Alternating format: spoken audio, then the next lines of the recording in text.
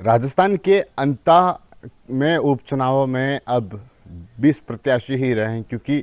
जो कांग्रेस के जो प्रत्याशी थे प्रमोद जैन भैया, उनकी जो पत्नी उर्मिला जैन ने भी नामांकन दाखिल किया था और उर्मिला जैन का जो नामांकन है वह रद्द हो गया है, क्योंकि उर्मिला जैन ने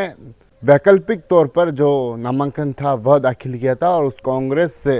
वह नामांकन था जो दाखिल किया था, और उसके साथ ही जो प्रस्तावक थे वह प्रस्तावक भी कम थे। और ऐसे में अधिकृत तौर पर जो कांग्रेस पार्टी से प्रमोद जैन भैया जिनका नाम था, और एक ही पार्टी से दो नाम नहीं हो सकते, और ऐसे में जो उर्मिला जैन है, उर्मिला जैन का नामांकन है जो रद्द किया गया है। आपको बता दें कि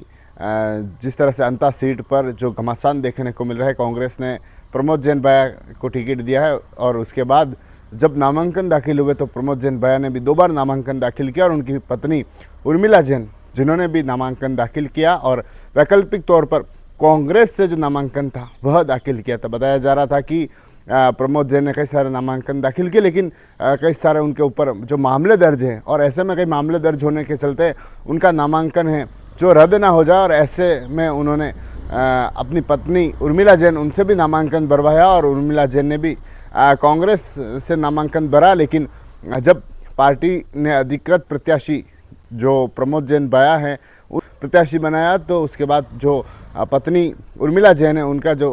नामांकन था उसे रद्द किया गया है। जो चुनाव अधिकारी हैं उनका कहना था कि अगर उर्मिला जैन के पास 10 प्रस्तावक होते तो उनका निर्दलीय तौर पर जो नामांकन था वह सही हो सकता था, और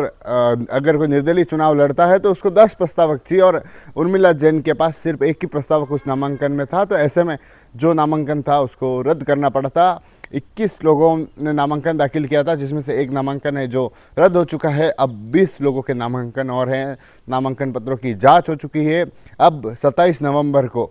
नामांकन वापसी की आखिरी समय है, नामांकन वापसी का आखिरी समय है। उसके बाद शाम को जो चुनाव चिन्ह है उस दिन वह भी आवंटित हो जाएंगे, और अब कहीं न कहीं घमासान है जो देखने को मिल रहा है। कई सारी चर्चा भी है कि उसमें से कितने नामांकन हैं जो वापस होंगे, कितने नामांकन जो दूसरे जो लोग हैं जिन्होंने नामांकन दाखिल किए वे वापस लेंगे, इसको लेकर भी चर्चा है, क्योंकि बीजेपी और कांग्रेस से बागी भी हैं, और ऐसे में दोनों दलों की चिंता जो बढ़ गई है। तो दूसरी तरफ कांग्रेस के जो प्रत्याशी प्रमोद जैन भैया, जिनकी पत्नी ने भी नामांकन दाखिल किया वैकल्पिक तौर पर, लेकिन वह नामांकन जो आखिरकार रद्द हो गया। टीवी 9 के लिए राजेश डांगी।